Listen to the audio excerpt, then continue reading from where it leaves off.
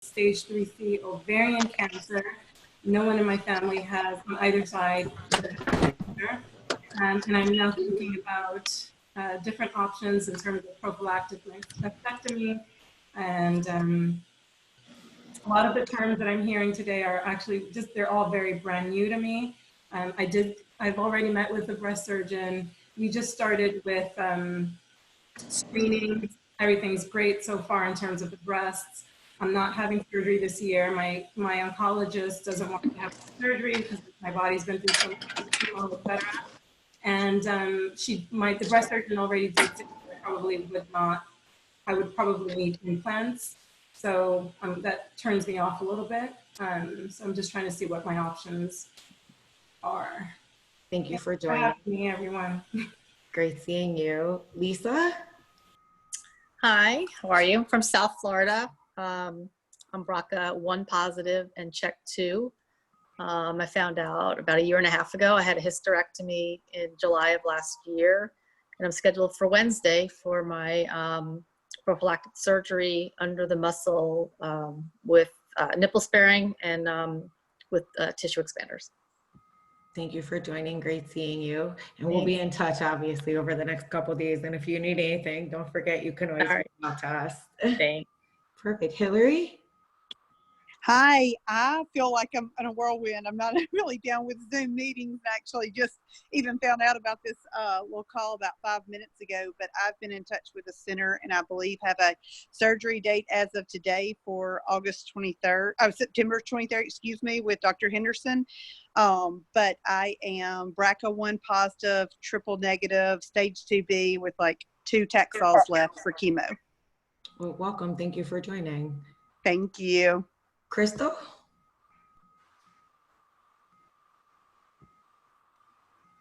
And Alyssa?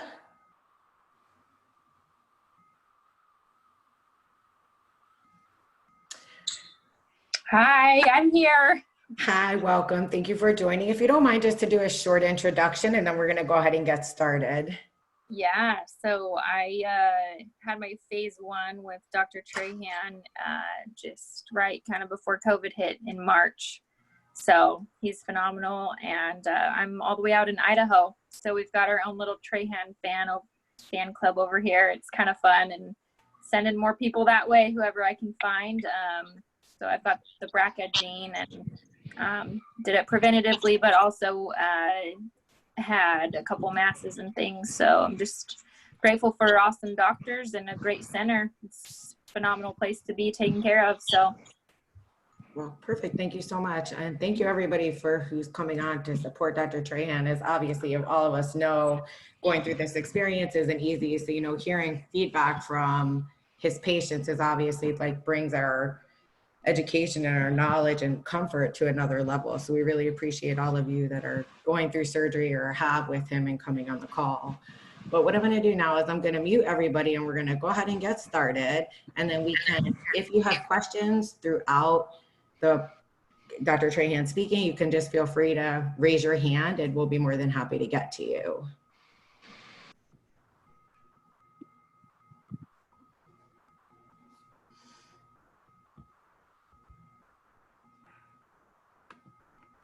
So good evening, everybody. I'm Tracy Mogren-Posner, the founder of BRCA Strong, where we inspire, educate, advocate, and empower survivors, thrivers, and eliminate the feeling of isolation and help you feel whole again. During COVID-19, obviously going into treatment and going into surgeries, we have to go alone. So we at BRCA Strong are sending out care packages to anybody who is starting treatment or going into surgeries. So if you know anybody that is in need, please feel free to reach out to myself, who is on tonight, Tammy, who's one of our board members, and Kate will be more than happy to get something in the mail to you. But tonight we have a special guest, Dr. Trahan, who I met at a conference several years ago and just follow him and his center, and so many women that I've referred to him that go to him are so happy and with their results. And I feel that, knowing your options is so important. And I think the breast procedure he offers, DFLAP and all the procedures that he does, really we can benefit and educate ourselves to know our options. Because I know when I was first diagnosed, 14 years ago, DFLAP really wasn't even around or being done. So over time, you know, technology changes, new procedures, new medications. So thank you again, Dr. Trahan, for coming on and donating your time and coming to educate the girls. It's an honor, Tracy. You know, I've been following your work for a while, and your work has directly impacted several of our patients. And it takes a lot of energy to do what you do. And it's, you know, that everything we're talking about is this is a muddy topic. And a lot of people have different opinions through different lenses. And my lens comes from doing this for about 14 years and taking care of women who either A, had the gene, or B, had been diagnosed with cancer and seeking mastectomy, or, you know, probably unfortunately the biggest growing part of my practice, and it's always been at 50%.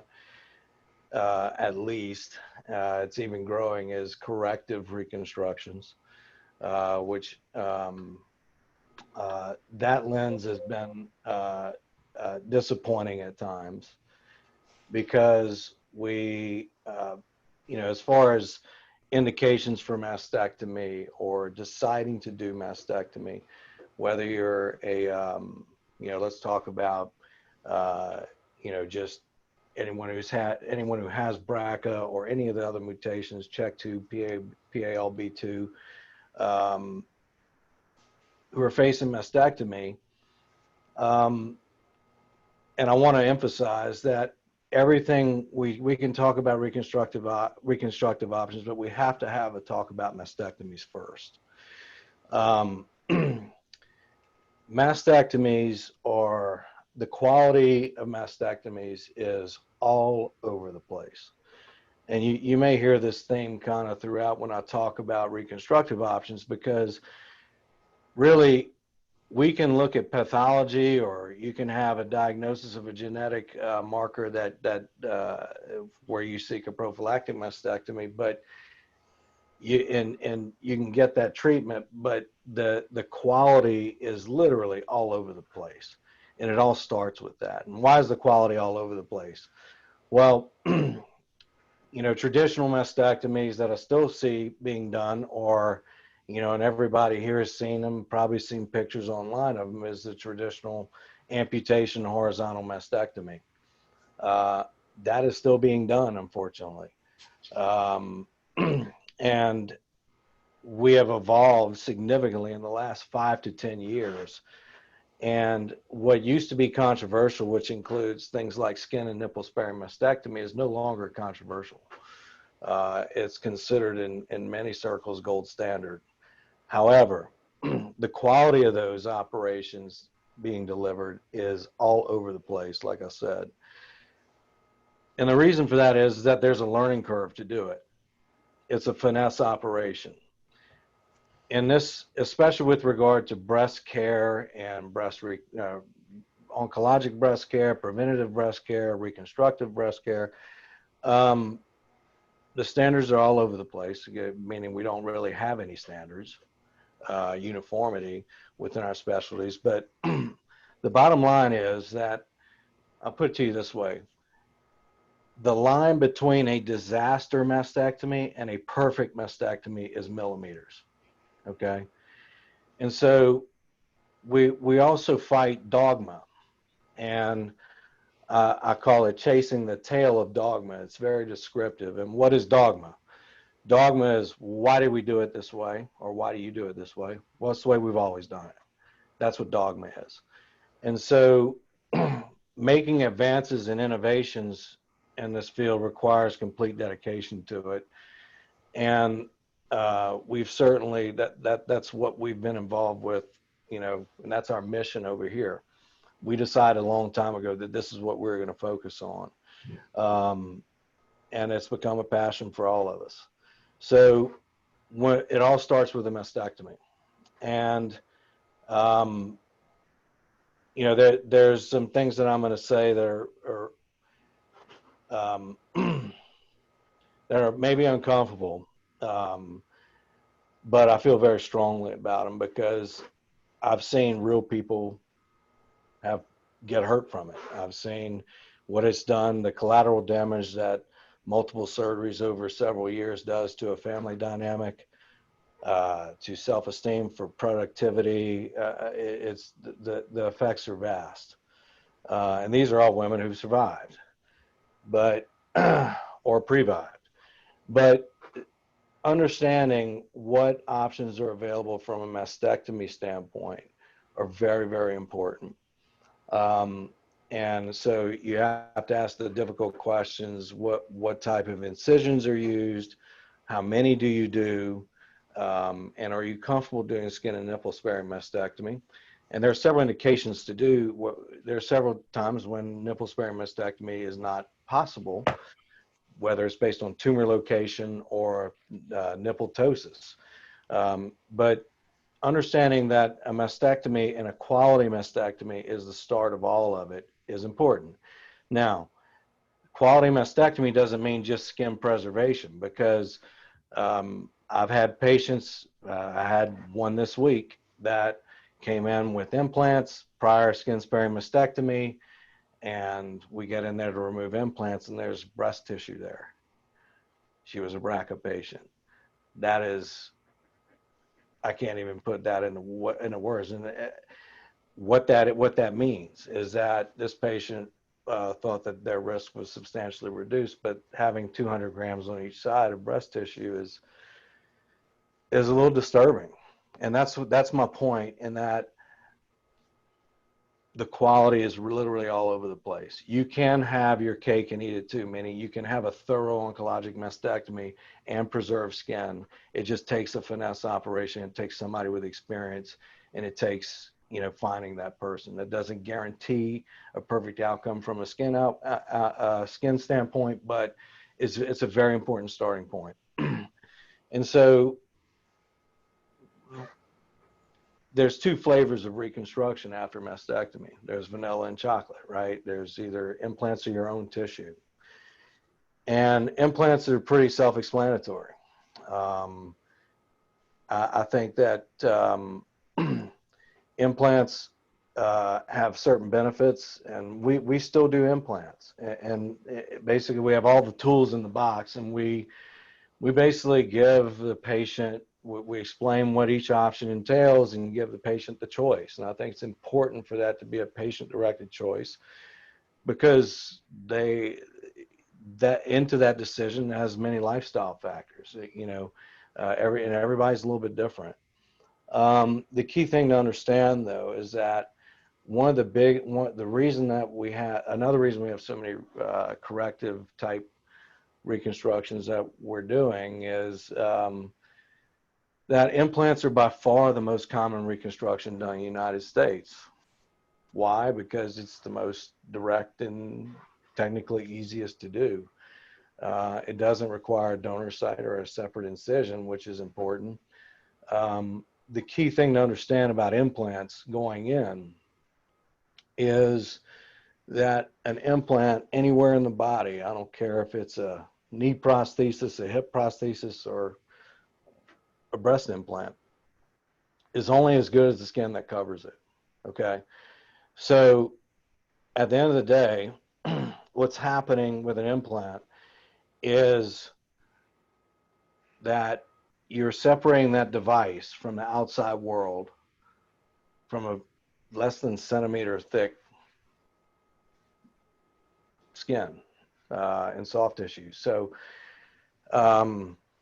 gravity is undefeated, right? So as we age, our skin thins even more. So, and that's why implants aren't permanent devices. Reoperation rates are very high with implants,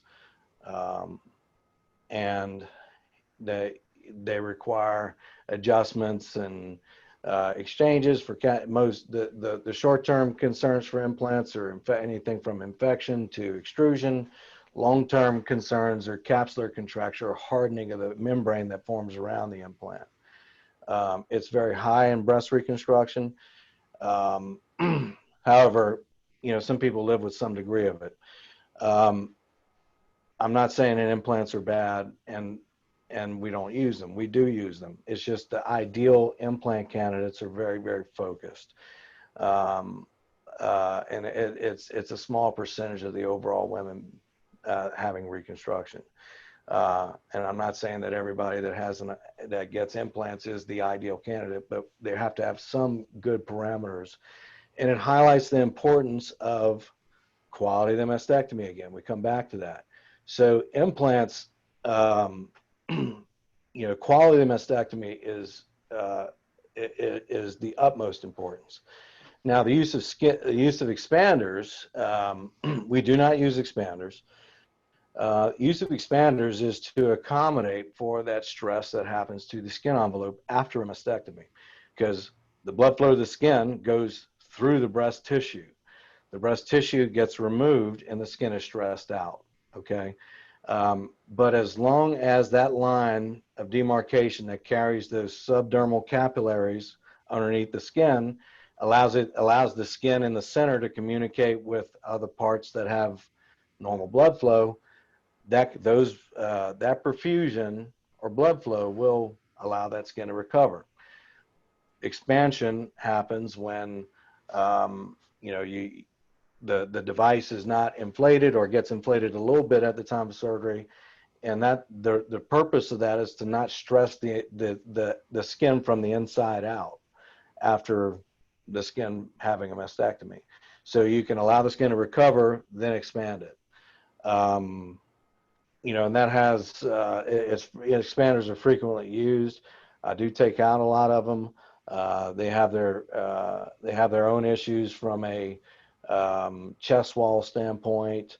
You know, it depends on how much volume is being expanded. So in that regard, ideal breast implant reconstruction candidates are typically modest breast size, narrow chest wall with no ptosis, and good skin quality, which eliminates a lot of people, especially women who have had kids.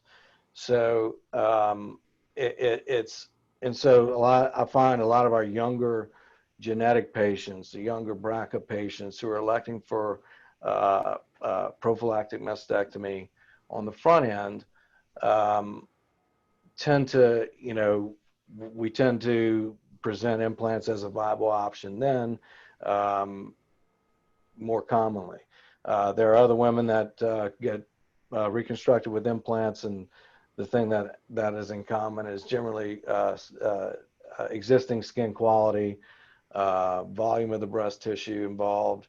And at any time you start getting into the neighborhood of, you know, 700-800 cc implants, things get, you know, gravity can really get a hold of those. And so without a lot of the natural boundaries of the breast available after mastectomy, those can typically malposition. But by and large, there are people who deal with that and have revisions and their minor touch-ups and are perfectly in sync with their implants and do fine. Where we kind of really super specialize in is in using your own tissue. Now, there's using your own tissue comes in different flavors. Using your own tissue can come in the flavor of needing muscle to carry blood flow to the tissue that you're transferring, or muscle sparing. We view muscle as sacred.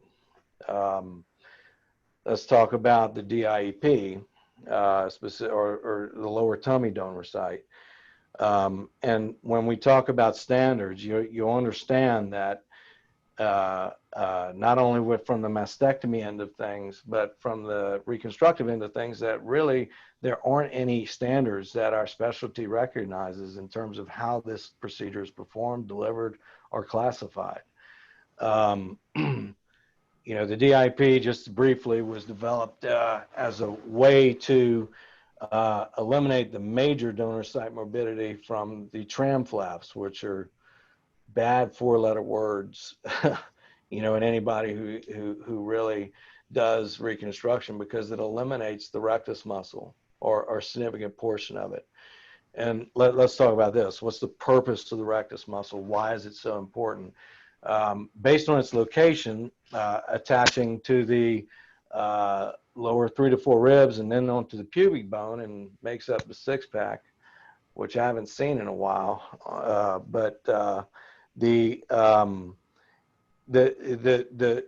The location of it, just looking at it would tell you, oh, it flexes our trunk. It allows us to sit up. I would say that's the second most important function of that muscle. The absolute most important function of that muscle is to counter your back. Okay.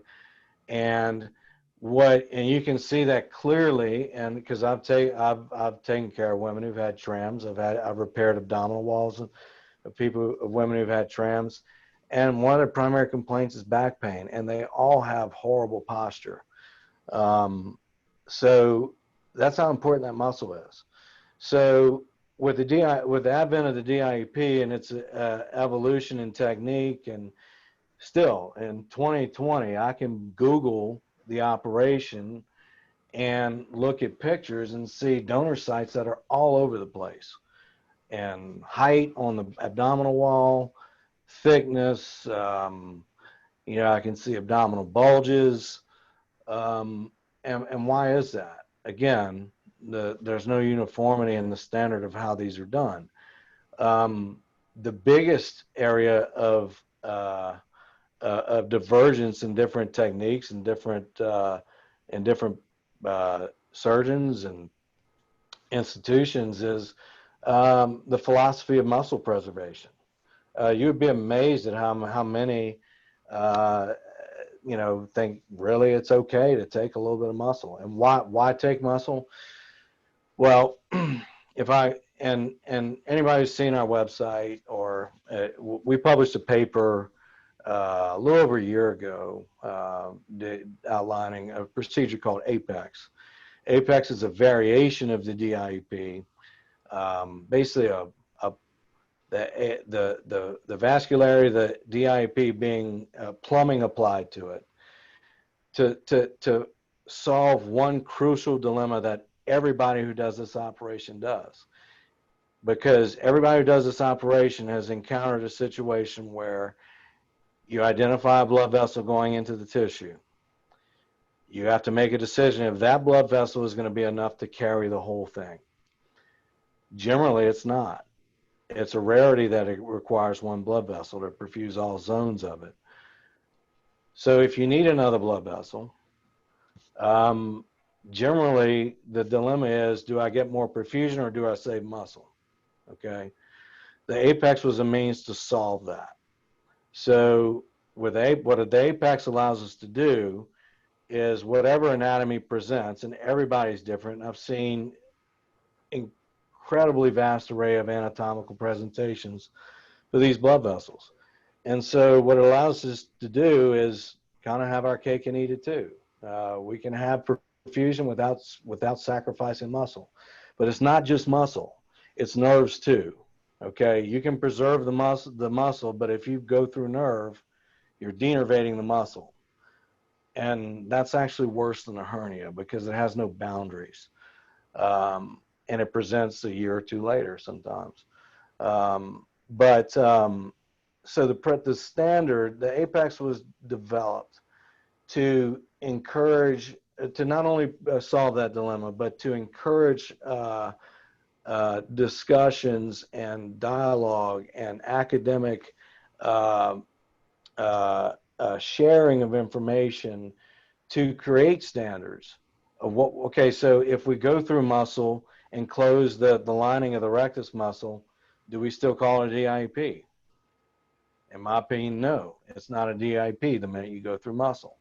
So we do things, we're trying to encourage other practitioners and groups to actually photograph the abdominal wall before they close it to document muscle preservation. We think it's a hugely important issue in this specialty, and it's not easier to do the Apex. In fact, it's another step, but it's worth it to that patient. That extra 30, 40 minutes is worth it because you know, they may be able to compensate for a few years, but as they age, their abdominal wall is going to get weaker. So that being said, you know, the other issues with DIEP, donor sites, how high or low.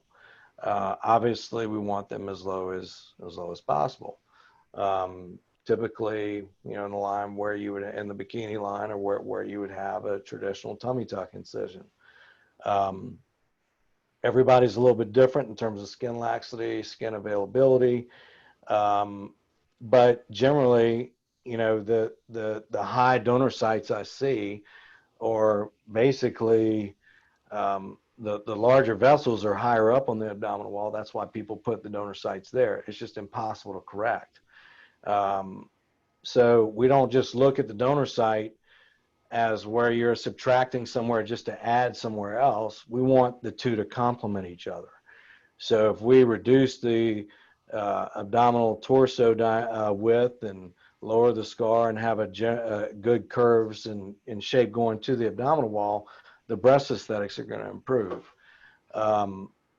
The other aspect of probably one of the biggest things I get with women who come in and maybe we've done a photo review on them, and they've been to other places seeking opinions, generally locally, is, oh, I've been told I don't have enough, or I'm not sure if I have enough.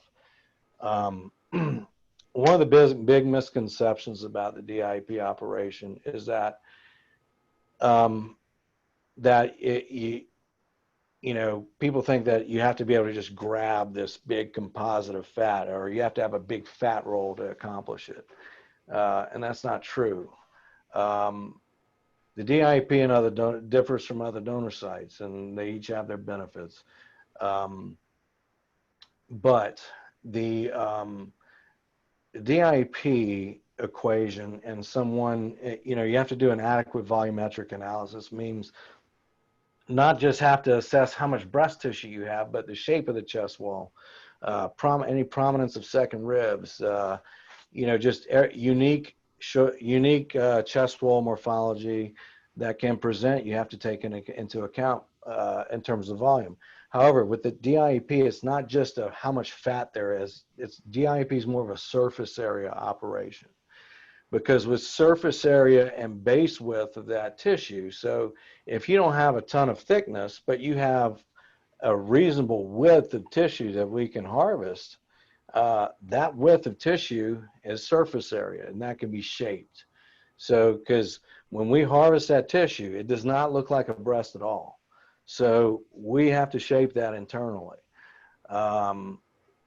So those are some, DIEP is probably the first line donor site of anybody who does microvascular breast reconstruction, because it's, the surgery can be performed in one position, in the supine position. Typically, if the patient's undergoing a mastectomy, you can work concurrently, which makes the operation more efficient. And so there are a host of other benefits.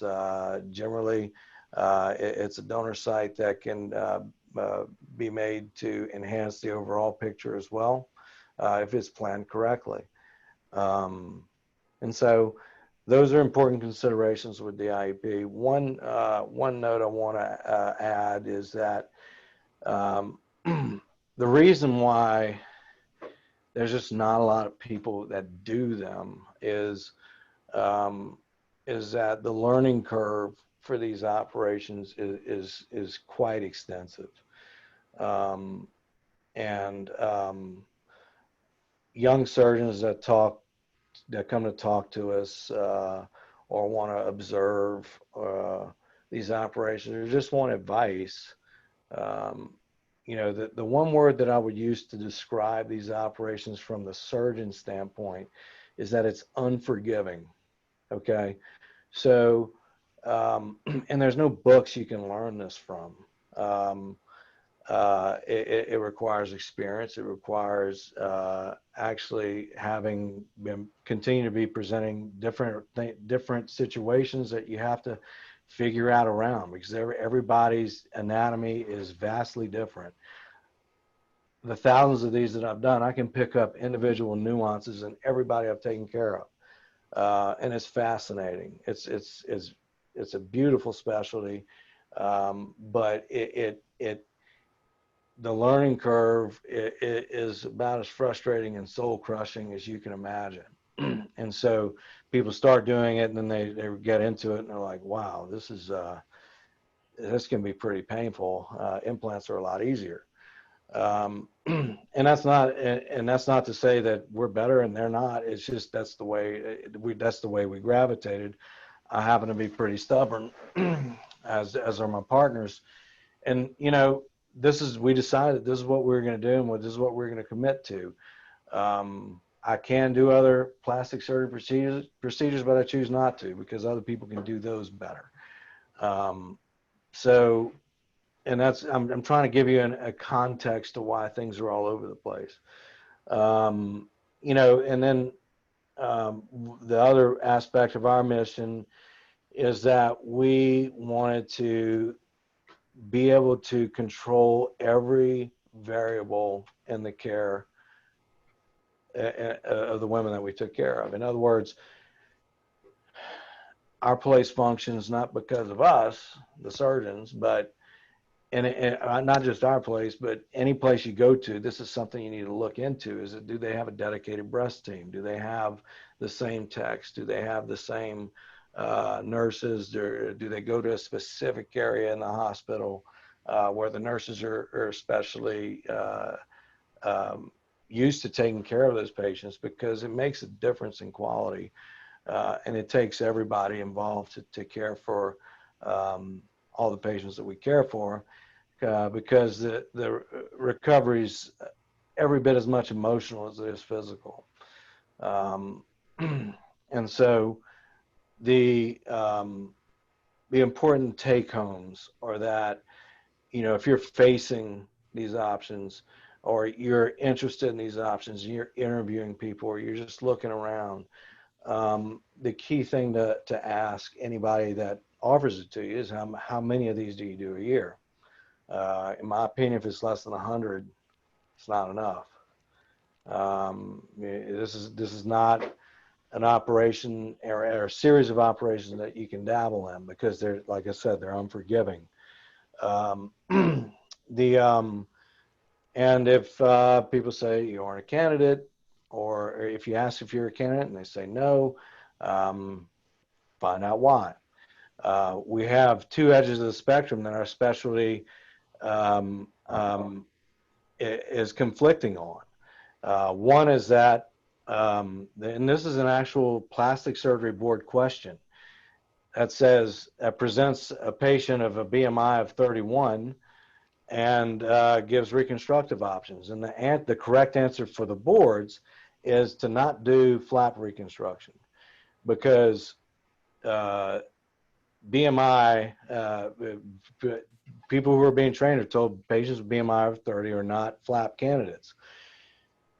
Well, and that was actually discerned from a MD Anderson study that was very, very small scale. I've presented internationally and nationally an experience of over 800 patients with BMI 30.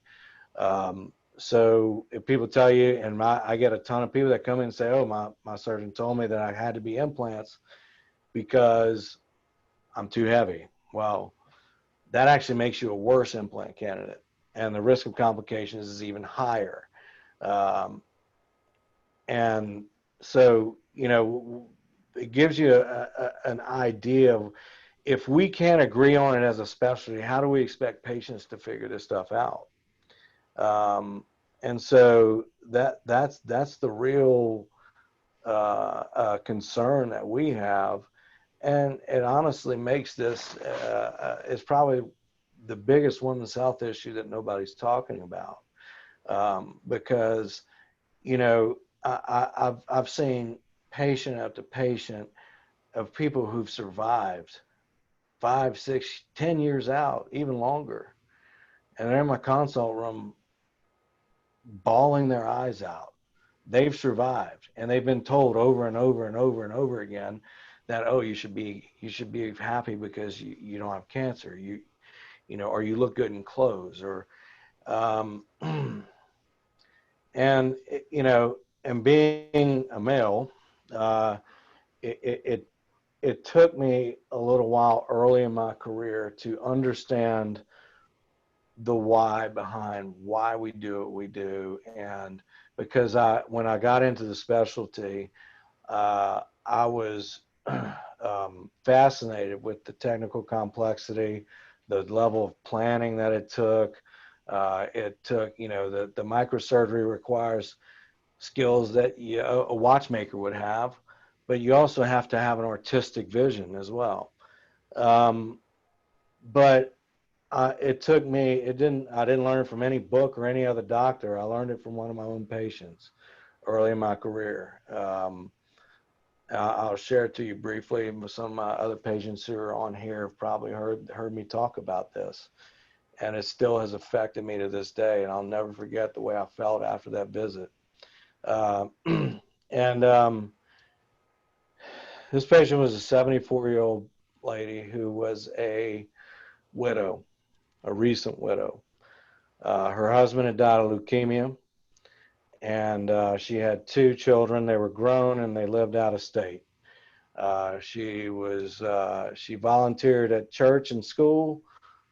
She had 3 dogs, very active in her social groups, played cards twice a week. But she got diagnosed with breast cancer towards the later stages of her husband's illness, and decided, you know what, I'm going to have a mastectomy. Just take care of that side. Nobody's going to see it. I'm just going to get it taken off. So she does that. And she was referred to me by a friend of mine who was her internist, because she had taken every single mirror out of her house. And I just remember sitting in that consult room, just totally listening to her. I didn't say a word. I just listened. I let her talk. It was gut wrenching. And it dawned on me. And with it dawning on me, there was a lot of baggage with it too, because my own mother suffered in silence with this for years. And I never got it. And it's because as a specialty, and I'm talking about everyone who takes care of women with the gene or with breast cancer, we have failed to uncouple the notion of vanity from breast reconstruction. A mastectomy to a woman is an amputation, okay? And the fact that that we can talk purely, and we have discussions about, and all you hear about with breast cancer and breast care is survival. We've gotten beyond that. There are women that are surviving now that would not have survived 10, 15 years ago. We've made tremendous advances in that. But quality of life is the elephant in the room. And you cannot, and so what I've learned from that is that the image of wholeness is innate. We're born with it. It's not vanity. And everybody deserves to be whole. And it's not just women who have decided to have a mastectomy and not have reconstruction. It's women who are basically marginalized and told by their family that, oh, well, you don't have cancer, so what are you upset about? And husbands or partners will say, well, I don't care. It doesn't matter to me. If it matters to them, the way they see themselves, if every time they look in the mirror they see cancer, then it's a problem. And I predicted something several years ago with my partners, is that I predicted that we were going to be seeing a higher percentage of patients that come to us with the diagnosis of PTSD. And it is, I'd say it's at least 15% that come to us with a formal diagnosis. And there's a large proportion of people that aren't even diagnosed. And you can imagine, especially again, more than half of what I do is corrective surgery, which involves a ton of different complexities. But you can imagine if, especially with most of our patients coming from a long way away, I can only imagine, I look at my own family and I can only imagine how disruptive that is and how much energy, physical and emotional, it takes to just to be in a situation and say, okay, I'm gonna decide to travel, telling, friends and family, and a lot of them say, yeah, I got asked what the hell's in New Orleans, and why does it matter so much? And they come into the consult and they're just tired. They don't trust doctors anymore, and they're just like, oh, this is my last hope, or it's just. So the emotional fallout and the tread marks that this disease and disease process can leave on people is something that is that takes very strong, independent people and really really devours them.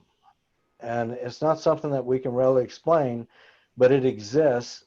But yet we still, as a breast care, seems to be marginalized. I mean, I also have examples of, there are patients that I've had that there are a couple in particular that I've supported in litigation because the stuff was so far beyond what I would call standard of care. It's absurd. And I thought they had really, really, really good reason to do it. And that's kind of a frowned upon, in the physician circles. But I'd seen enough to know that the way that they were treated, the minute the first incision was placed on them, condemned them to years of revision operations, and that it could have all been avoided. We have to take a stand somewhere and develop standards and at least communicate them. And in both of these cases, the defendants argued that here we have this lady that my client cured of cancer, and she wants to look like a bikini model, and she's upset, and appalling stuff. And a jury of, you can imagine how the jury handled that. I mean, they were, well, you don't have cancer anymore, so why are you so upset? And why y'all probably get my point by now. I've gotten to the point where I can look at photos and kind of really reconstruct the whole story. So that's not really going away anytime soon. What we have to do, and this is why what I've learned in going to conferences, is that breast cancer patients, BRCA patients, or any patient with a genetic predisposition, are among the most cohesive and amazing group of patients that I've ever been around. It's not even close. And literally, it's people from, as much division as there is in our country right now. You go to one of these conferences and there's everybody, you see everybody of every different color, no matter what political affiliation they're for. Everybody's hugging, everybody's helping each other. It is a beautiful thing. And really, those conferences, groups like Tracy's, serve a real purpose. And that's basically, from a grassroots perspective, really trying to empower women who are facing it, because you don't have to, the days of, somebody coming in with a white coat and wagging their finger at you and saying, look, this is what we're going to do. You know, if that happens, you walk out. Period. I mean, you don't, the intellectual leverage that a white coat or a stethoscope or whatever conveys. No, this is humans taking care of humans. We're on the same team. We're just trying to get you to a destination, and do it in the safest, most reliable way that's going to get you through this and on with your life. Not get you through this and still dealing with it 10 years, 15 years, 20 years down the road. So, you know, that's the edge that I practice with. And I used to be a lot more diplomatic about this stuff, but I'm not anymore because, you know, when I see patients that have gone through that, I can only imagine how isolating that is, to have to put on your happy face, go in front of whoever, and you know, you're carrying these scars, and basically there are a lot of people suffering in silence that don't need to. So I'm sorry, we took off on a pretty big tangent, but I feel very strongly about this stuff, and I'm only seeing more of it, which is kind of upsetting. But the thing is that wherever you are in the continuum, if you're facing mastectomy, if you've had a mastectomy and implants, if you've had you know, no reconstruction, it is, if whatever your personal choice is, if you think that and probably one of the other groups that I see, and this is within that other corrective group, is that, yeah, I've seen 3 different opinions and they said we couldn't do anything else. Well, the answer is you can always do something else. It just takes create some creativity and a vision. And basically, at the end of the day, you don't even have to choose to do that, but you can know it's available. And you know, again, the waters are so muddy on this stuff that, you know, when people get a diagnosis, you get told you have cancer, or you get told you have the gene, and you have either young kids, or you're starting early in your career, or wherever you are in life. You know, you feel like you're against the clock, and with that feeling, you're the easiest at the easiest stage of your care to steer. So one of the classic ways I see people steer is and I'm not in these clinic rooms, but there are people that come in, I've taken care of, that tells me that this is how it went. Yeah, they go to a place and say, well, yeah, we do this, and we do the DIEP, but you're not a candidate. You do better with implants. Okay, I'll do implants. Most people understand implants. They know people with implants. They've heard about them. Now, there's a whole separate side issue with implants that may or may not be beyond the scope, but I'm happy to talk about that too if somebody wants to talk about it later. But at that point, you're easy to steer. Most people who have a diagnosis are like, get it out, get it out, get it out. And you know, assume, okay, yeah, I can have implants and it'll be reasonable. And in many cases it can be, but the situation arises that, you know, you can wake up and be completely taken care of from the C word, and then left with like, what the hell just happened? How did I get here? And so, you know, those are very frequent situations that arise. And again, I'm not saying implants are wrong in every case. I'm just saying it needs more thought. It needs more understanding about the role of implants and where they're applicable.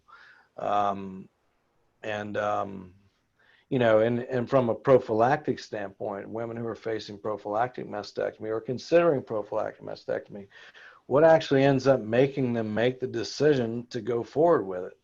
Well, if you're, and generally what it is, you know, it's a couple things, including, you know, I mean, you want to avoid problems before you get them. That's number one. But unless you have, like if you're only presented an option of a latissimus flap after a prophylactic mastectomy, the choice between surveillance and a latissimus flap or an expander, that's a difficult decision. But if you can have preservation, or if you can have, you know, if your option is horizontal transverse mastectomy and expanders or latissimus, then you probably may opt for surveillance, or you may think long and hard about it. But if your options include a really high quality mastectomy and a really well coordinated reconstructive plan that's based on preserving key things like muscle and if those options are available to you, I think people tend to kind of make that decision a little bit easier. I also think the same thing for women who have prior lumpectomies and are just tired of being in that loop of surveillance, of getting another scan and call back a biopsy, and just tired of getting out of it. So they weigh that situation with, okay, well, what if I decide to get a completion mastectomy or I get a mastectomy? What are my options? So this is why this discussion is important, and it's in everything I've discussed, there's so many nuances, and it's a very complex topic. And I've told anybody I've talked to, I don't care if you come to us or not. I care that you make an informed decision, and you know, anybody that we can help make an informed decision, whether they come to us or not, I think we've served our specialty well. I do have a question. One of the girls is asking about what kind of mesh you use. Mesh? Do you use mesh? On the abdominal wall? Yes. I'm guessing no mesh. No mesh. If mesh is used, that's a problem. You know, the only reason to use mesh is if you have completely gone through the abdominal wall musculature, or the defect in the fascia that you create is so substantial that you cannot close it primarily. So tram flaps require mesh often, but we don't use mesh on the abdominal wall. So what I want to do is open it up to questions in 1 second, but I just want to share something with you that I'm not sure that if any of you are on the call or know, but obviously I refer to Dr. Trahan and their group all the time. But I want to extend to you that we at BRCA Strong have a partnership with Patient Airlift Services that provides transportation to centers that are out of where you live. So if you live in New York and you need to go to New Orleans, we can help provide that transportation. Yes, you do have to qualify, but in different ways. So if anybody is ever interested in seeing a physician out of state, joining a clinical trial, or genetic testing or counseling, we at BRCA Strong can always help support you ladies. So you guys can always reach out to us. I know we've sent a couple people over there that have flown over there on the services, and they've been super happy and had surgery. So I wanted to share that with you. And what I'll do is I will open up to questions. What I'm gonna ask if everybody can do is if they can raise their hand, just so we can kind of go on in order, just so it's a little easier to take the questions. So Tammy? Yes, hi. This was such a great presentation, and I wish I would have known you. I had a latissimus dorsi flap. I'm a 2-time ovarian cancer survivor, and I had a bilateral mastectomy with a latissimus dorsi flap reconstruction that had so many complications. I was in and out of the hospital all the time, and infections, and I still have issues with range of motion.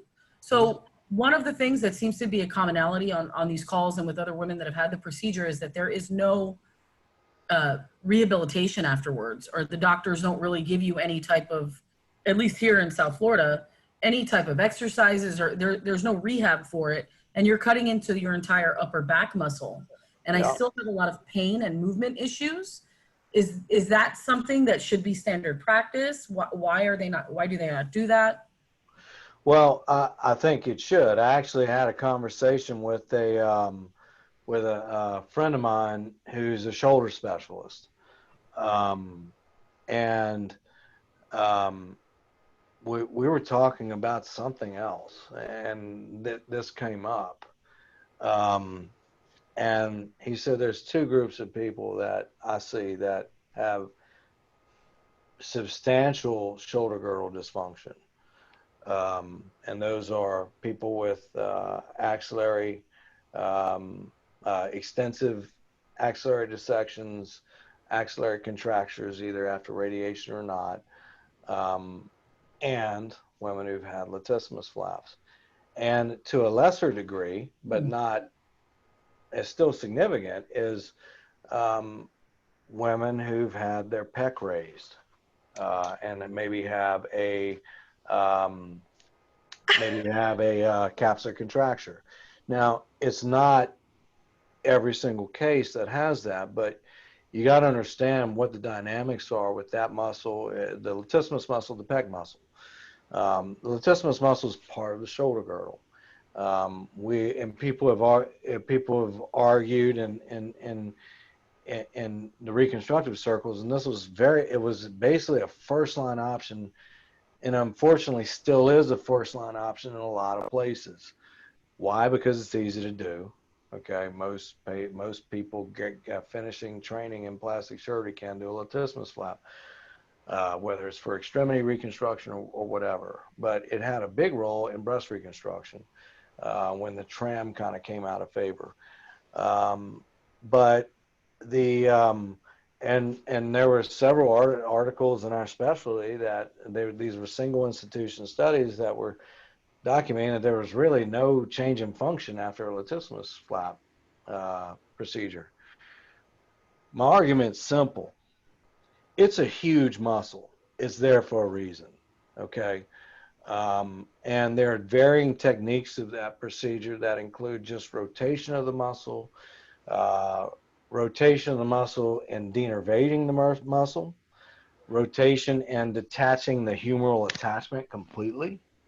So the techniques in that are all over the place.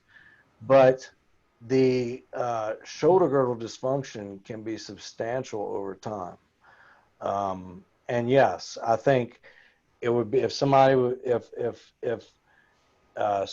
was going to have that operation or is having an operation with shoulder dysfunction, occupational therapists now, when I send patients who've come to me and they've had really extensive axillary dissections and radiation, and we've released it and we've reconstructed it, and I everywhere I send them, whatever city they're in, I get a report.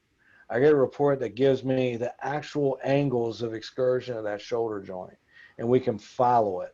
And there's a coordinated plan to restore it, or at least get back to where you're functional. Because you not only when you're doing reconstructive type procedures, you don't just look at a blank canvas. There's a human behind that.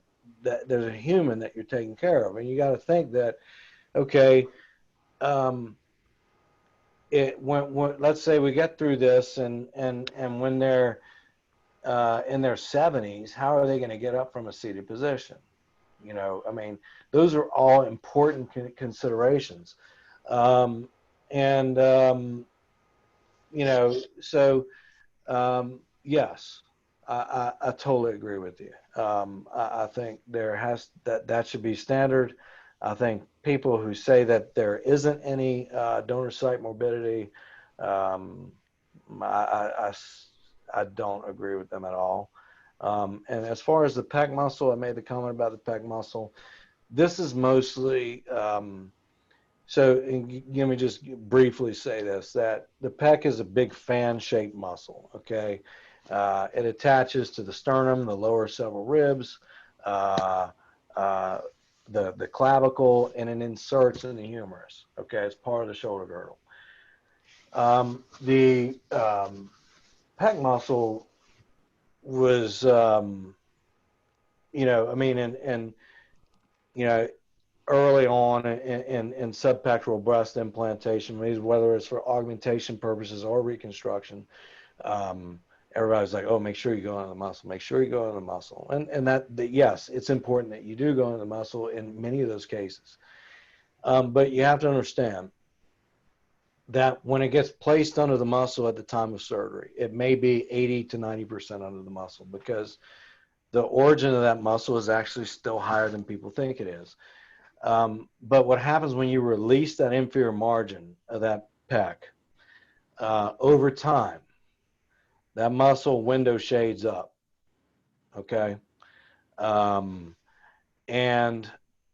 you know, procedure I did today, woman with capsular contracture implants, pec was way high. And so, and her complaints were consistent with that. Like, she was a tennis player and really had trouble playing tennis because she had animation deformity, but she felt just a vice grip around her chest. And with that pec muscle that high, it affected her serve. She didn't know what was affecting her serve, but that's what I believe it is. And I'm not saying that it's to a much less extent than the latissimus, but I'm just saying that it's something to think about.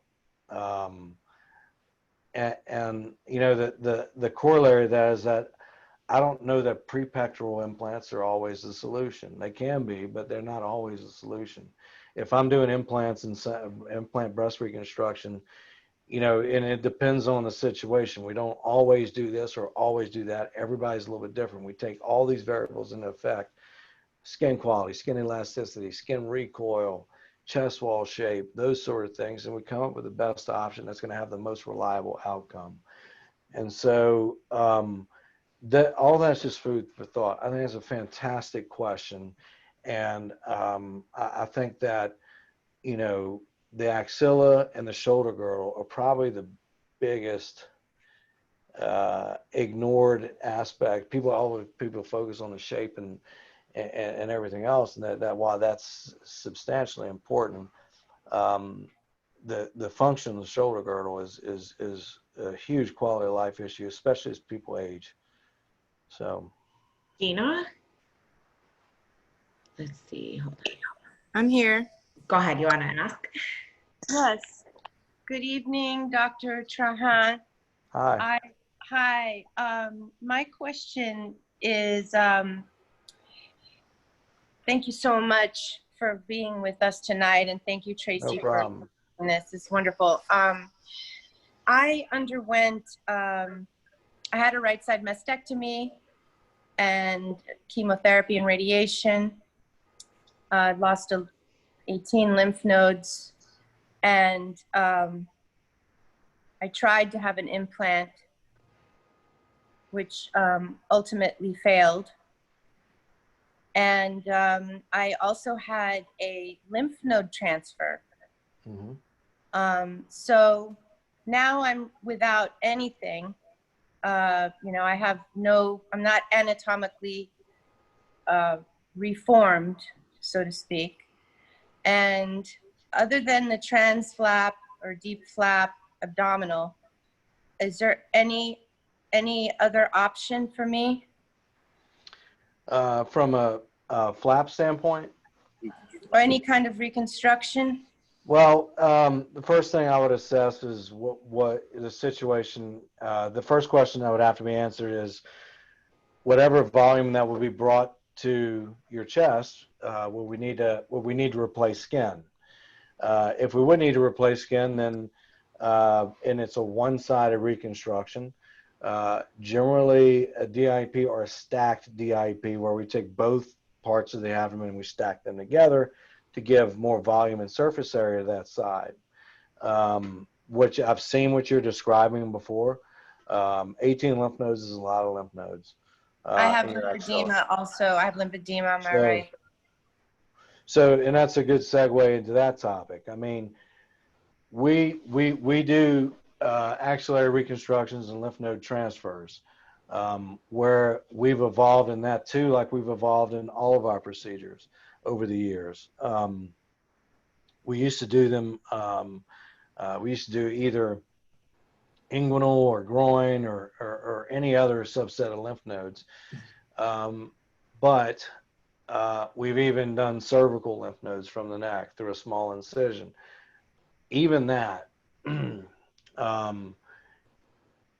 when you're talking about an axilla that's been really excavated, okay, and that's the word I use. It's excavated because the axilla is not a 2D structure. It's a pyramid, three-dimensional structure, and so to release that and release it thoroughly, I mean, there's a lot of important things that you're going to be around. So, a thorough release of that tissue, and probably our go-to donor site for axillary reconstruction now is omentum, which is tissue that's inside your abdominal cavity that's harvested laparoscopically.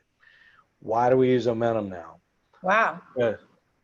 Because omentum is richly vascularized and full of lymph nodes, and there's 0% chance of any donor site lymphedema. Okay, even with groin lymph nodes, there's 1 to 2%, and that, to me, that's unacceptable.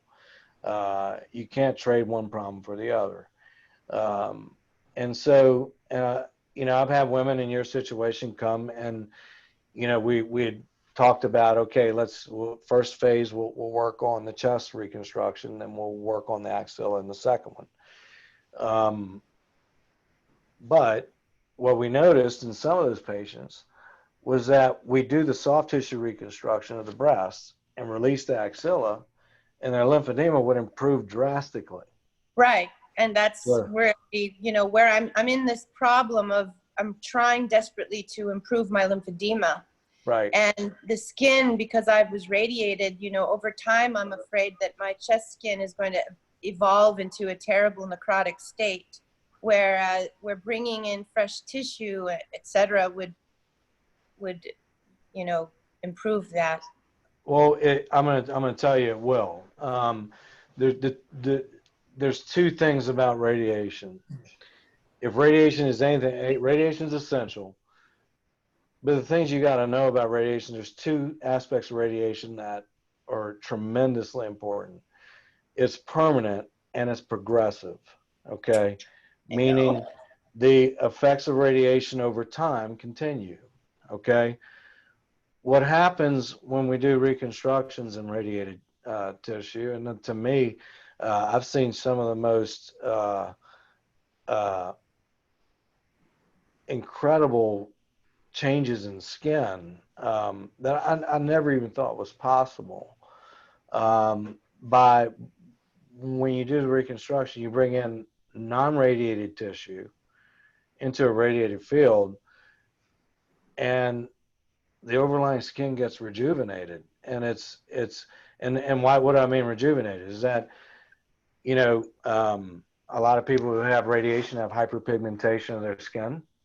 A lot of people who have radiation have a really dense kind of inelastic aspect of their skin, and it imparts elasticity, and pigmentary changes revert.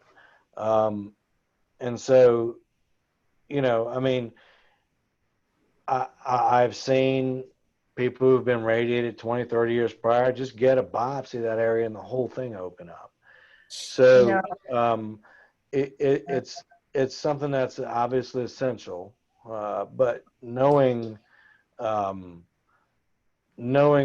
those components about it are important. And the field of radiation therapy has become a lot more tactical and precise. And I'm not seeing as many women with second and third degree burns as I used to. In other words, they can configure the doses in a more precise location to spare different components. Now, that part of the skin still gets radiation, but not as intense. And it depends on tumor location as well. And And so all those aspects are important. One thing I will say also about radiation is that radiation anywhere near an implant is doomed to fail at some point. You know, capsular contracture is probably the most common manifestation of it, but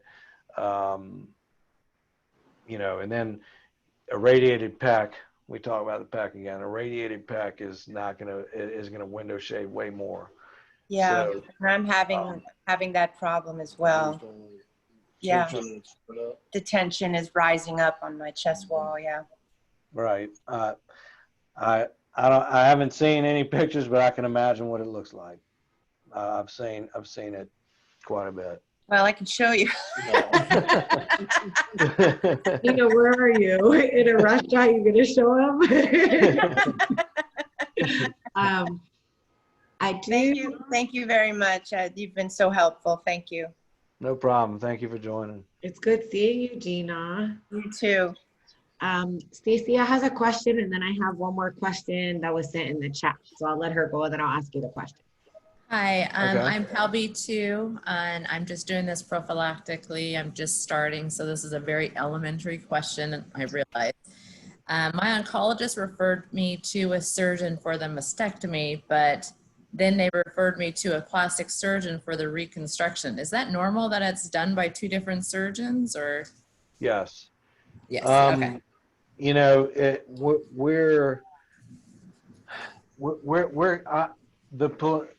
that's the natural, or that's the most common order of things. Generally in our practice, the way we see it is, you know, like if you go to a big institution and you're seeing the oncologist or the surgical oncologist, and then they're saying, hey, okay, go to this person. In our practice, it's people come for the reconstruction, and we have who I think is just one of the most amazing surgeons I've been around, is Carl Ordoin. And so they come to us, but they know that we're very selective in the breast surgeons that we work with. You know, and I've worked with 30 some odd different breast surgeons throughout my career. And we're very selective on who we work with. So, you know, the questions that you need to ask, and look, and don't be surprised. Do not be surprised if you bring up, hey, what about preserving my nipple? And they immediately scoff. Okay. Don't be surprised, because there are people who have been doing this for a long time. If they've been doing it a certain way for a long time, they're like, you know, why are you worried about that? I mean, this is cancer. I mean, there's still, just to tell you how big why this is a women's health issue is because what can be and what is often two different things. And they may look at you like, well, you don't need that. You shouldn't get that, or you should always remove the nipple. Again, nipple sparing mastectomies were controversial several years ago. They're not controversial now. Okay. I'm glad to hear that, because that's what I wanted. Right. So it's considered gold standard, and the literature on that has only supported it more, and the indications for it have expanded. And so, but I'm just telling you, you may not. He may be sure, or she may be, yeah, sure. You know, but I would not be surprised if there's a lot of, because I still see people who come in with mastectomies that look like they've been done in the 1980s. You know. Well, I'm having a surgery done in San Francisco. I'm hoping with that large of a population, Right. Doctor. Yeah, you should be able to, and they're Dr. Funk. You know, There's some docs out there. Yeah, they got some great docs out there, and you know, some of them that we have discussions with, whether it's in other groups or when we see each other at conferences. But they're, the key thing is just asking the questions and knowing that just know that you're in charge, okay? And that you have choices. And I would do your due diligence, and I would research, and I would talk to patients, or just go hear what they have to say, and because wherever your journey takes you, wherever you end up, the most important thing that dictates where you end up is where that first incision is placed and how that first surgery is done. So, and All so right. those are all Thank you. important considerations. I don't want you to think you have the way of the world on you. It's just, those are things that make you just pause and think a little bit beyond what, just taking somebody's word for it, All right, we're gonna close. We have 2 more questions and then we will go ahead and close the meeting out. So is the use of a CT scan necessary? My plastic surgeon says they are not very reliable and he tends to use a vessel that is near the armpit back. So my lollipop scar will be horizontal, not vertical. So I'm understanding 2 different questions. One's a mastectomy incision and one's a CT scan for assessment for DIEP. Is that correct? Yes. Okay. So I'll address the DIEP situation. No, it's not always necessary. And look, there are no constants in the anatomy of the DIEP flap. So if somebody says there's a vessel that's always there, there's not. Okay, period. Even the books that portray the anatomy, even the articles, they say there's a medial row, there's a lateral row, or 2 rows of vessels that go up the muscle. That doesn't happen. That's less than 5% of the time. So there's no constants in the anatomy. Sometimes, a different system of perfusion may need to be used. The short answer to the CT question is that it is not always necessary. We use them more in complex cases. We use them more in S gaps. But if somebody has a contrast allergy or is worried about the radiation, I'm fine with no scan. As far as the mastectomy incision, if it's a transverse incision, I'm assuming that they're going to ellipse the center part of the breast like a football, like the nipple and the areola. That's the very, very common incision that's being done. The key thing to understand about that incision is that once that center part of the breast is excised, you do not get that projection back. There is always an area of flatness with humps of tissue on the side. So I would say the reason that that's being done is because that's by the way they're always done it. And vertical incisions aren't always the answer either. It depends on the nipple to fold distance between the nipple and your crease. If your nipple to crease distance is short, then either just a lateral incision, lateral to the areola, or in the crease. We've been doing a lot more in the crease mastectomies over the last year. And because it gives really good exposure and the aesthetics are great, and you can accomplish a very thorough mastectomy and still access the sentinel nodes to the same incision. So all those things need to be taken into consideration. So that's a great question, though. Thank you, doctor. And I see Wendy Jocelyn has a question. She raised her hand. Sure. Got to take yourself off mute. You're on mute, Wendy. Unmute yourself. I got it. Hey, doctor, thank you so much for being here. No I problem. was just diagnosed about 6 weeks ago with breast cancer as well as the BRCA1 gene. My cousin who just introduced me, she also is in the same position I'm in, so we have support for each other, you know. So here's my question. I went to see my plastic surgeon today for the discussion after I did a CT scan the other day. I mean, it's moving really quickly. And he says to me, they want 3 surgeons in the operating room. They want, obviously, the one who's going to do the mastectomy, and then the 2 plastic surgeons, because I got phenomenal reviews on him, but he is a little bit older. He's in the early 60s.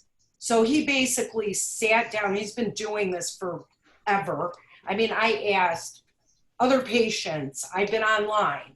I researched this guy, and he's amazing.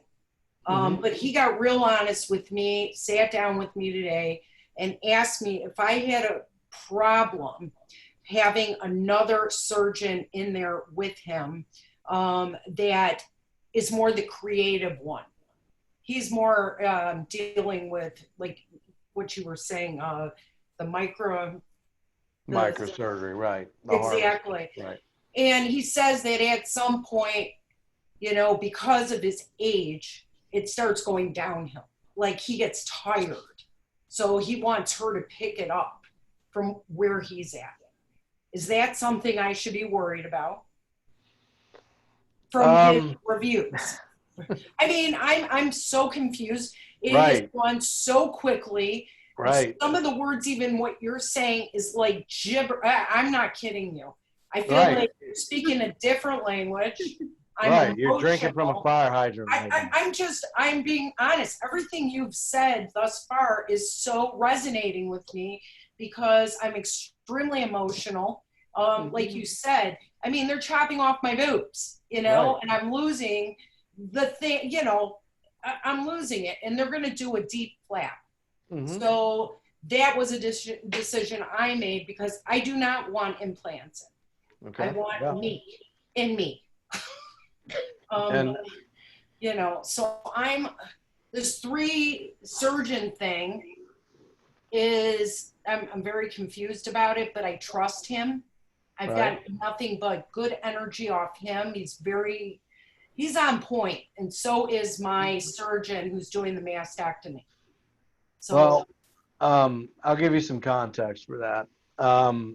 Great question, by the way. You know, in our practice, we generally, pretty much every procedure we use, if there's a mastectomy involved, we use the breast surgeon, Dr. Ordoin, or one of our other mastectomy surgeons that we use. But we also use a plastic surgeon. And why is that? It is, as a group, we have the ability to do it, and it makes the case more efficient. So, in other words, when I'll give you a typical example. So, if you know, if there's a mastectomy going on and I'm harvesting tummy tissue at the same time, and the breast surgeon finishes before I'm done harvesting the tissue, that physician comes in and prepares the chest while I'm working. So, and with microsurgery, under the microscope, especially in complex cases, which, you know, we have a very, very biased sample of patients that come to us because a significant portion of them are people nobody else will operate on. Either they have significant comorbidities, radiation, clotting disorders, whatever. But in complex cases, and microsurgery is complex, so right? I mean, I do it every day, but it's, you know, I love it and it's fascinating. But, you know, 2 sets of experienced hands are always better than one, especially under the microscope.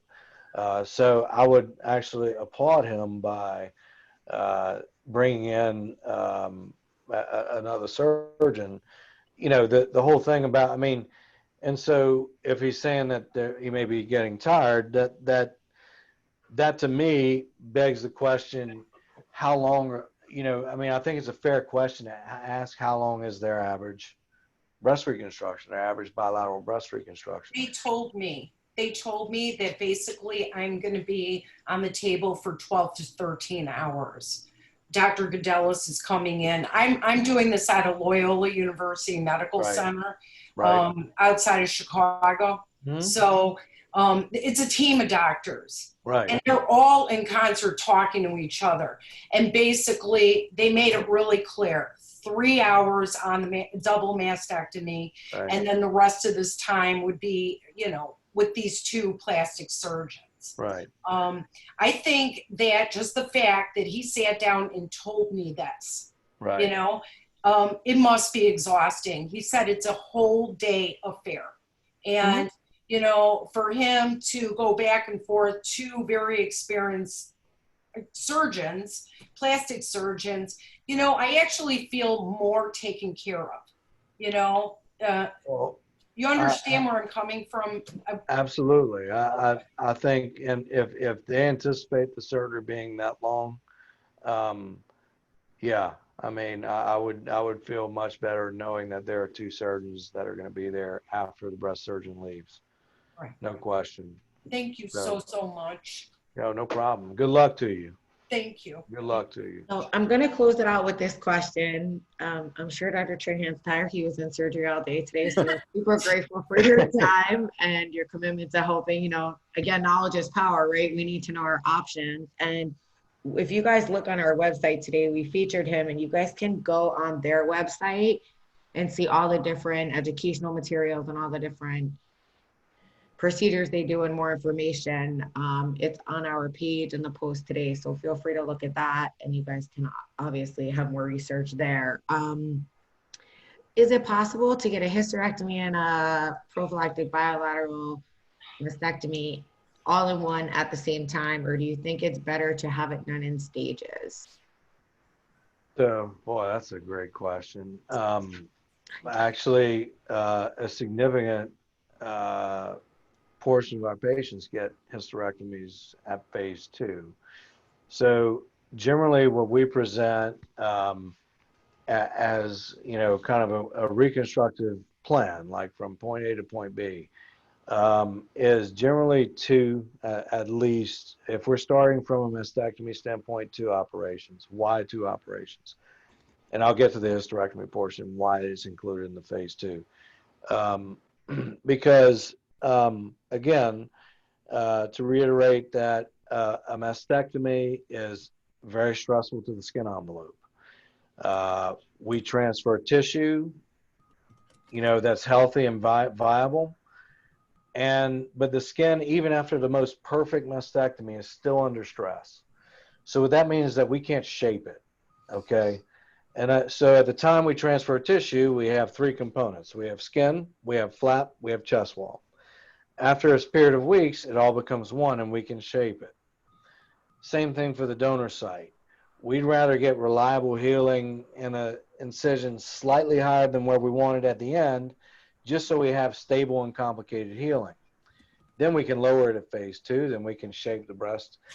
But hysterectomies in our practice generally happen at phase 2. And the reason why is because generally the focus, the extent of the surgery from the first stage when we're harvesting tissue, whether it's a DIEP or an SGAP, SGAP will require 2 positions. You know, I would say it can be done at phase 1. It's more optimal at phase 2 in a stage standpoint. I just think it's too much surgery at one time. And then the key thing about it is that, you know, these surgeries can be long, but keep in mind that the surgeries are superficial. We're not inside your abdominal cavity or inside your chest cavity at any point. However, once you have a hysterectomy, it becomes an intra-abdominal procedure. So phase 2 is a less involved procedure, meaning the heavy lifting of the reconstruction has already been done. Things are just being shaped and repositioned. So the recovery tends to be a lot better at phase 2. But can it? Yes. Should it? Probably not. Okay. And then I didn't see this question. I'm sorry, Carol. Is it common to do a DIEP flap with nipple sparing? Yes. In fact, That's the gold standard. Deep flap and nipple sparing mastectomy is, you know, if you're a candidate for nipple sparing mastectomy, it's hard to beat in terms of appearance right out of surgery. So. Okay, sorry. Tracy, can I ask a question on behalf of somebody else that I brought onto the call? Hold on one second. Yes, let me just, Carol, go ahead. You can ask just because you sent the question. Sorry. Okay. Yes, thank you, Dr. Trahan. So I'm in Canada, and so it might be standard different. So I'm just wondering, and my surgeon said it's not a good idea to do nipple sparing and DIEP flap. So because it's harder to get to the blood vessel from bottom. So I don't know. That's incorrect. I mean, that's just, I mean, that's just basically and look, that's he's giving you a real opinion, or she's giving you a real opinion of what's going on, but because that's their experience, that's their lens, that's what they do. But this is something that we do routinely. In fact, one of the things that is controversial within our specialty is that there's a big discussion and controversy on where you access the vessels that you hook the flaps into. Yes. A lot of people access them very high. We access them very low, so that you can access them through even an small inframammary incision. So the fact that they're saying it's not a good idea is, it's something that we do routinely. So it just means that they don't have that experience in doing that, and that they probably don't feel comfortable doing it. Now, that's two different things. Can you have that? No, it's not a good idea. Or does that mean, do you not do that? Because there's a big difference. Yeah. And people's, look, and we can go into a whole nother discussion on this, but in women's health, women are the way our healthcare system is configured, big hospital systems, and I've taken care of quite a few Canadian patients, and I can understand the obstacles that y'all have to getting some things done, but you know, you're kind of viewed as commodities in the States, you know, so people don't want to lose patients, right? So it's not that they want to not do the optimal thing. They don't want people to have good results. It's just that they're going to steer you to where their comfort level is. You know? Yeah, I feel bad asking too many surgeons, because I feel like I'm wasting their precious, you know, surgical time. I feel guilty because they always appear to be too busy to answer my questions. No, that is, I'm going to tell you this. If you do anything else, you have to feel comfortable, you know, just, you have to be at peace doing it, because that this is the most important decision to, you know, that, like I said earlier, where that first incision is placed, how that first incision is placed, and what's done after that, it dictates everything from then on. You know, so those are important questions, and you deserve those answers. And, you know, I think it's, and if a surgeon doesn't give you a time to do it, then maybe move on. You know. Thank you. And so, one small question. So for the abdominal incision, do you put drains inside the abdominal incision? Yes, we do use drains, but they're generally in for a week or so. I mean, drains are a necessary evil. You know, drains happen in implant cases too. It's just, you know, I mean, it's a necessary part of the healing process, but we try to make it as comfortable as possible, but it's important that they're there. Thank you. Thank you so much. Well, Joy, go ahead. Sorry. I'm going to toss Hi, Joy. Hi. There are no words. I look good, and hey, you know how to rebuild nipples really well. I have an appointment with Vinny exactly 2 years after he said he couldn't, because I didn't even know how bad it was. So I'm going to toss to my church choir friend, Heather, who has been through an awful lot and is struggling with how to ask some things, and I'm so glad. Heather, can you unmute? I'm unmuted. Hey, Hi, Heather. everybody. How are So you? I'm good, thank you. Joy and I have been talking for a couple of years now. She's been encouraging me that I need to come to see y'all, but I hesitate, and I don't know how to exactly ask this because I don't want to freak everybody out that's on here. I had a lot of complications with my reconstruction. I had a double mastectomy. I was not BRCA positive. I was BRCA negative, but I had I was phase 2B or stage 2B. So I started out with expanders, ended up getting a pretty large staph infection around one of my expanders, so they had to take it out. So then we decided to do flap. I ended up with doing tug flaps, which you have not mentioned tonight, I don't think. Right. But No reason. I have had a horrible experience with that because, number one, I had a lot of complications, including a staph infection at the donor site. I'm apparently prone to staph infections, but where the donor sites on both legs look horrible, and also my breast reconstructions look horrible. One of them's actually caving in. It's like concave almost now, and it's just I don't want to go back to the same surgeon because I'm not happy with the way that process happened. I had it done at Augusta Medical Center in Augusta, Georgia. And I don't know if with the amount of infection risk I am and with the amount of problem this is, if I'm actually even a candidate for corrective reconstruction. Well, let me,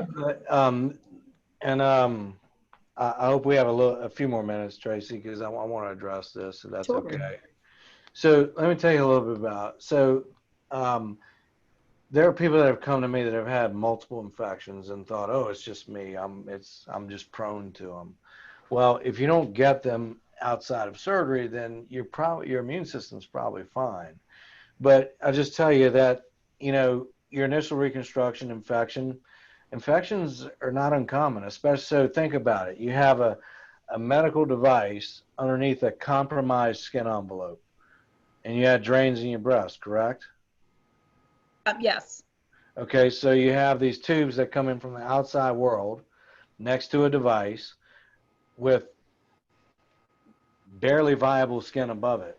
And so you're a setup for an infection in that situation. I mean, well, my initial infection around the expander happened almost when I was completed with the expansion. Like I didn't have the drains in at that time. It was just So what happens is that you probably had a fluid collection. It still may have started with the drain and seeded the fluid collection and was kind of indolent and kind of smoldered for a while until it reached critical mass. The bottom line is, from that standpoint, that situation, you have a compromised situation on your chest wall. Infections are not uncommon with implants because there's a lot of things that have to happen for them to go right. As far as tug flaps, I'm going to tell you why we do not do those. The reason for the tug was that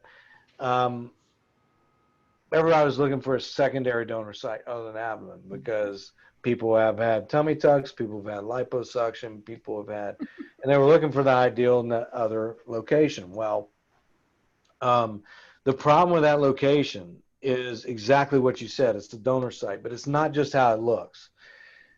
That donor site, and why that donor site is because, it's near a crease. You can hide the scar supposedly near the crease.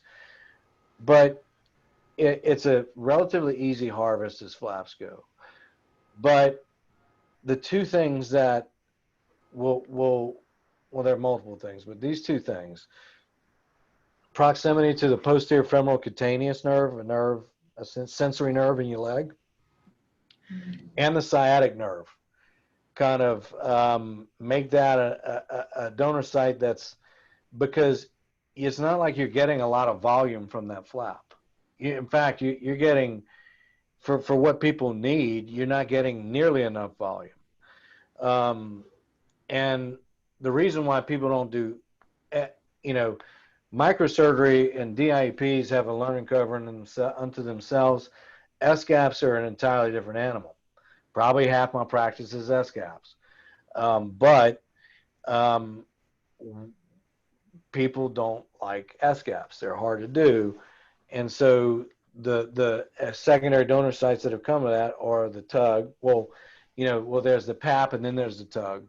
But the TUG has also concern of lower extremity lymphedema that's come up over time.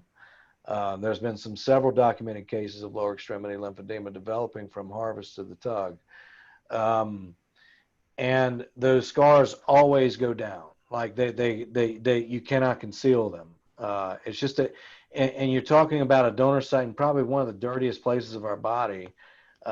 So those two areas are setups for that, especially if they, and if you tell me that they're caving in, that means that you were challenged from a volume standpoint, which means they really had to really aggressively harvest enough volume, and you were probably closed under a lot of tension. So if you're closed under a lot of tension in an area that's near a crease where you walk every day, you're set up for infection. So I wouldn't automatically try. And so you comprise a lot of what I see in terms of people that have like, oh, I just have bad luck. I just have, but everything you have is explainable and can be predictable to some extent. It's understandable to know that all those recoveries. I mean, I can't even imagine. You probably were on IV antibiotics, in and out of the hospital, dealing with wounds. I mean, what normal thinking, rational thinking person would want surgery again? I get it. Yeah, and I will say wound vacs do not work on the top of your thigh. Right. So I get it. It's been a traumatic experience, and you have to, in terms of, can we help you? Probably yes, but you have to be emotionally ready for it. Like it's something that we do with a high degree of success, but I don't minimize the risk for anybody. My own father died of a medical error that I've never heard of before and never heard of since. Okay, so and I get it. When I'm taking care of whoever I'm taking care of, I'm not only taking care of them, I'm taking care of their spouse, their children, whoever is important to them. So this is something that we don't just, hey, plug and play, let's see what we can. No, it's everybody's different, and everybody comes with a different a different journey, and it's important to understand that and know when you're ready. And if you're asking yourself, do I have to settle for this? The answer is no. Okay. If you want to talk in detail, I'm happy to outside of this, or anybody else. If y'all just have any general questions that I can help steer in some way, shape, or form, that could, whether I ever see you or not, as long as I can help guide and give context to a world that's so muddy that even plastic surgeons and breast surgeons can't even agree on it. So having questions and feeling like you've researched and still don't know a lot, that's normal. I mean, because that's just the way it is. Unfortunately. So Okay, thank you very much. No problem. Well, I really want to thank you again for your time and, educating the community on knowing their options. Obviously, all of us know it's so important to know you do have options out there. And yes, there's more than one doctor out there, and we shouldn't feel guilty going for second opinions. Absolutely. I've gone for second and third opinions. Sometimes you need to do what's best for you and be your own advocate. And if you feel something's wrong or you don't feel it's right, make sure that you make the right decision and reach out to people in the community if you have to. There's always another physician out there that can help you. Might not be local in your state, might be somewhere else, might be out of the country, but we have options, and just knowing our options is imperative, especially, as a woman. We lose our breasts, we lose our ovaries, we lose so many different body parts. Feeling whole again is just, it's personally Braca Strong's mission is I want every one of you to feel whole again when you're done having a mastectomy. And every day when you look in the mirror and you see your scars, there's things that we can do to help you to get through this journey.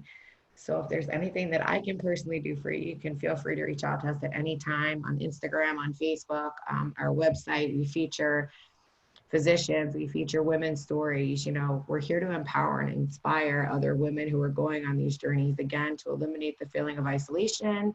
If you need post-mastectomy garments or lymphedema sleeves, that's what we fund women. And again, thank you so much for your time and your support, and look forward to having you back on another call. I know that a lot of women got a lot of information, and I am super grateful for your time. Well, I'm very passionate about what I do. And look, when we see people and when I see people, all I saw with them was at the beginning of their journey, either after a diagnosis or having, had bad outcomes. If that's all I saw, I don't know if I'd be able to do this. But it's because I know that we can get them to a place that even surpasses their expectations. If we can do that reliably, then that makes, there's a happy ending, right? I can talk about this all day if you want. I mean, it's just something I feel very strongly about. And it comes from not people spoon feeding those opinions into my head. It's from seeing what happens to real people. And I wish everyone good luck and good health. And, if anybody has any questions that I can help answer, I'm happy to give my email address. I'm in surgery a lot, but when I do, and I don't like giving short, just cursory answers. I want something that has substance to it, so something that can actually be tangible and help you. So you may not get an immediate response, but you will get a response that's well thought out and detailed, regardless if I ever see you or meet you. So if anybody's interested in his information, you guys can send me a message and I'll be more than happy to share his email with you, as well as his website is on our webpage under our blog feature for today. So I hope everybody has a fantastic night. It was amazing seeing so many beautiful, inspiring, and empowering women on this call tonight.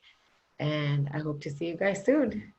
All right. Hi, Dr. T. Thank you. There's nobody like All you and right. nobody better. Thank you. Y'all making me blush. Yeah, good seeing y'all. Good seeing everybody.